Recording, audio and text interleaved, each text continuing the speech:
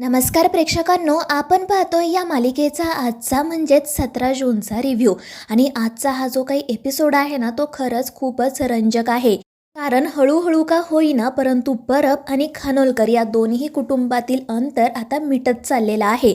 चला तर मग बघूयात आजच्या या एपिसोडमध्ये नेमकं काय काय घडलंय ते. तर पहिल्याच सीनमध्ये आपल्याला असं बघायला मिळतं की आपला लाडका प्रथमेश परबांच्या घरी आलेला असतो आणि त्याला पाहून पमाला खूपच आनंद होतो. ती त्याला विचारते की अरे तू इकडे कसा. त्यावर तो सांगू लागतो की अगं मावशी, मी ना अक्कलकोटला गेलो होतो. तिथेच मला समजलं की तुझी तब्येत बिघडली, म्हणून मग थेट इकडे तुलाच भेटायला आलोय आणि येताना तुझ्यासाठी प्रसादसुद्धा आणलाय बरं का, म्हणजे तुला बरं वाटेल. आणि हे ऐकून पमालाही खूप आनंद होतो. त्यानंतर मग ती मुलींना हाक मारून बाहेर बोलावून घेते. प्रथमेशला भेटून त्यांनासुद्धा खूप आनंद होतो. पमा आनंदाने मुलींना सांगत असते की अगं तुम्हाला माहिती आहे का, याने ना अक्कलकोटवरून प्रसाद आणलाय. आणि त्यावेळी शरू म्हणते हो ग मम्मी, माहिती आहे मला. आणि ते ऐकून पमा आश्चर्याने विचारते तुला कसं ग माहिती. तर शरू हसतच म्हणते की अगं हेच तर होतं तुझ्यासाठी सरप्राईज.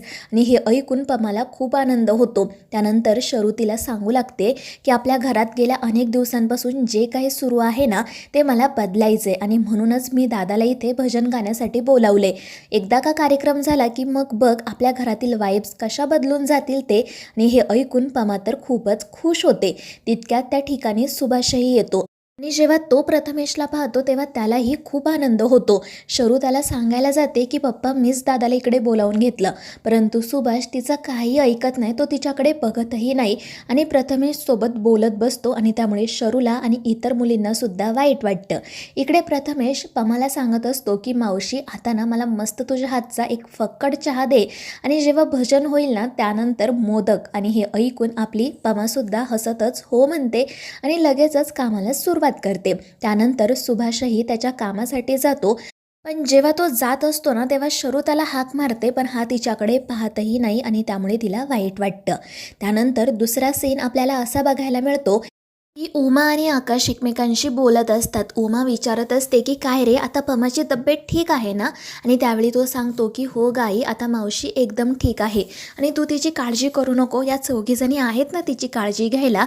आणि त्यावर उमाही हसून हो म्हणते. त्यानंतर मग ती आकाशला असं विचारते की काय रे, आपली आशू त्या गौतमविषयी काही बोलली की नाही. तर आकाश म्हणतो नाही ग, अजून तसा काही विषयच निघाला नाही. तर उमा काळजीने म्हणते की आता पुढे कसं काय होणार आहे काय माहिती, त्या दोन्ही कुटुंबांमध्ये किती वाद आहे माहिती आहे ना तुला. आणि त्यावेळी आकाश म्हणतो हो गाई, आणि म्हणूनच मला असं वाटतं की आपण मध्यस्थी करावी, आपण एकदा त्या तेजस्विनी काकूंसोबत बोलावं. आणि नेमकी त्याच वेळी तिथे येते ही समायरा.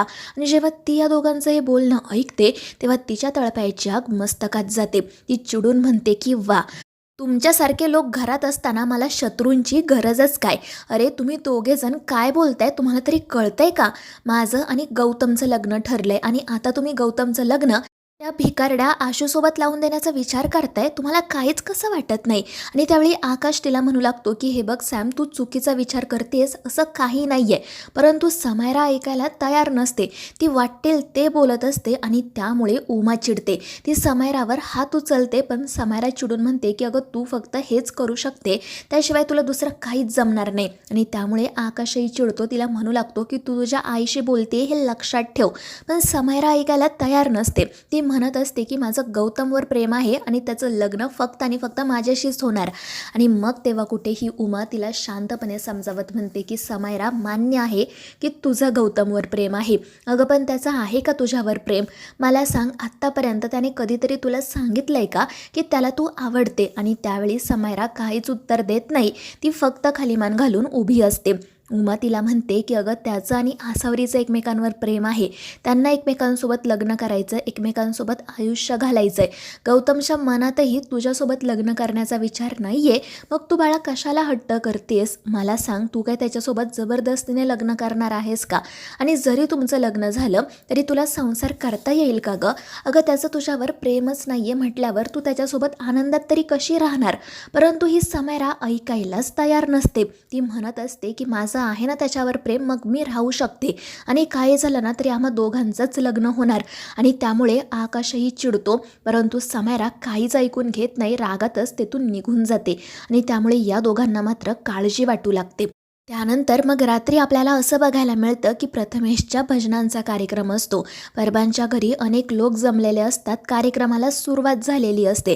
सगळेजण भजनांमध्ये अगदी तल्लीन होऊन गेलेले असतात आणि त्याच वेळी दुसरीकडे जय आणि गौतम पुन्हा एकदा तेजस्विनीसोबत बोलायला आलेले असतात. पण त्या दोघांना पाहून तेजस्विनी तिच्या रूममध्ये जायला निघते. पण गौतम आणि जय तिला थांबवतात. जय म्हणू लागतो की आई प्लीज एकदा तरी आमच्याशी बोल ना गं. गौतमसुद्धा म्हणत असतो की आई एक वेळ तू मला शिक्षा दे, पण दादावर अशी नको ना गं रागवू, कारण तो या सगळ्या परिस्थितीत ना फक्त आणि फक्त माझ्यामुळे अडकलाय. त्याला तर तुला सगळं खरं खरं खूप आधी सांगायचं होतं, पण मी नकार दिला आणि म्हणून तो गप्प बसला. पण तेजस्विनी ऐकायला काही तयार नसते. आणि म्हणून मग सगळ्यात शेवटी भानू आजी पुढे येते आणि ती तेजस्विनीला समजावत म्हणते की तेजू आता खरंच खूप झालं बरं का तुझं. मला मान्य आहे की मुलांकडून चूक झाली, त्यांनी काही गोष्टी तुझ्यापासून लपवल्या, पण आता तू सुद्धा त्यांच्यावर रागवलेस ना, मग आता प्लीज बास कर आणि त्यांना समजून घे. ते कधीपासून तुझी माफी मागतायत, मग एकदा त्यांचं म्हणणं ऐकून घे ना. आपल्या घरातली लोकं ही अशी एकमेकांपासून दूर जात असताना ना मी खरंच अजिबात बघू शकत नाही. तुमच्यात जो काही गैरसमज आहे, जो काही वाद आहे, तो शांतपणे बसून मिटवा, एकमेकांशी बोला. आणि त्यावेळी तेजस्विनी म्हणते की आई तू ज्यांना मुलं मुलं म्हणतेस त्या मुलांनी ना आज सगळ्या जगासमोर मला खाली मान घालायला लावली. अगं माझी ही मान ताठ करण्यासाठी मी किती प्रयत्न केलेत, किती कष्ट केलेत तुला माहिती आहे ना.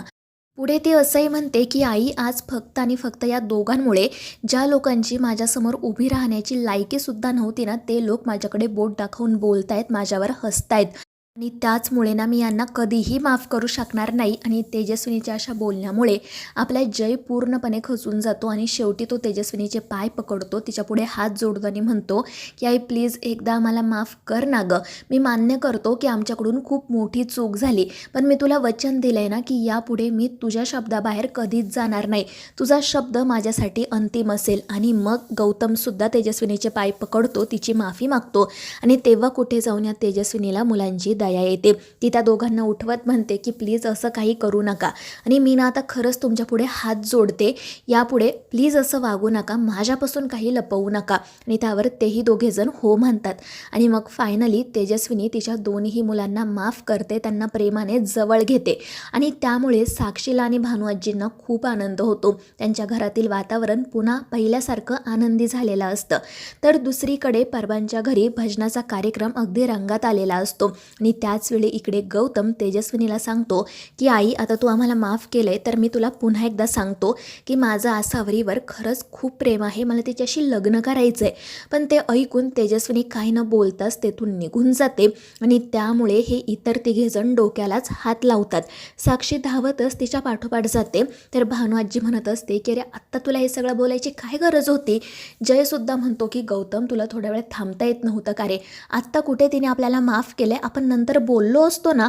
पण गौतम निरागसपणे म्हणत असतो की अरे दादा आता आपलं ठरलं आहे ना की आईपासून काही लपवायचं नाही, तिला सगळं खरं खरं सांगायचं, म्हणून मी बोललो. आणि त्यामुळे जयला काय बोलावं ते सुचत नाही. भानुआजी म्हणते की जाऊ दे गौतम, ती होईल शांत, आपण त्यानंतर ना तिच्याशी बोलूयात. पण एक गोष्ट खरी आहे बरं का, तुझी चॉईस खूपच छान आहे. आणि हे ऐकून गौतम खुश होतो. त्यानंतर मग आपल्याला असं बघायला मिळतं की परबांच्या घरी जय आणि गौतम हे दोघेजण आलेले असतात. आणि त्यांना पाहून शरू आणि आसावरी काळजीत पडतात. तर सुभाष खूपच चिडतो. त्यानंतर आपल्याला असं बघायला मिळतं की गौतम हिम्मत करून पमाच्या जवळ जाऊन बसतो. त्याला पाहून पमाला आनंदच होतो, परंतु सुभाष मात्र चिडतो. त्यानंतर मग गौतम पमाची हात जोडून माफी मागतो, तिच्या तब्येतीची चौकशी करतो. आणि त्यावेळी पमा म्हणते की सोन्या मी आता ठीक आहे, तू माझी काळजी करू नको. आणि त्यावेळी गौतम म्हणतो की माफ करा, आमच्यामुळे तुमच्यावर आज ही परिस्थिती आली. पण पमा म्हणते की नाही रे, माफी मागायची काही गरज नाही आहे. आणि आता तू इथे कार्यक्रमाला आला आहे ना, मग शांतपणे भजन ऐक, काहीच बोलू नको. आणि त्यावर गौतमही हो म्हणतो. पण त्यावेळी बिचारी आसावरी मात्र खूप घाबरलेली असते आणि ती सतत तिच्या वडिलांकडेच बघत असते. ते रागातच मुलींकडे आणि गौतम जयकडे पाहत असतात. थोड्या वेळानंतर उमा देखील जयला पुढे घेऊन येते, त्याला बसायला सांगते.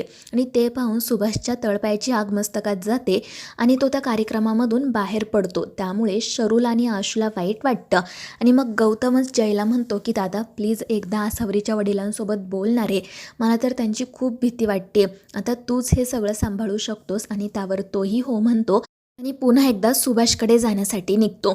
त्यानंतर आपल्याला असं बघायला मिळतं आसावरी, शरू त्याचसोबत अनु आणि मयू या चौघीही जणी स्वामींकडे प्रार्थना करत म्हणत असतात की आता तरी पप्पांचा राग जायला हवा, त्यांनी आमच्याशी बोलायला हवं. आणि त्याच वेळी इकडे आपला जय त्यांच्याशी बोलायला सुरुवात करतो. तर मित्रांनो, आता या मालिकेच्या पुढील भागांमध्ये नेमकं काय काय घडणार आहे, सुभाष त्याच्या मुलींना माफ करणार आहे की नाही, हे पाहणं रंजक ठरणार आहे.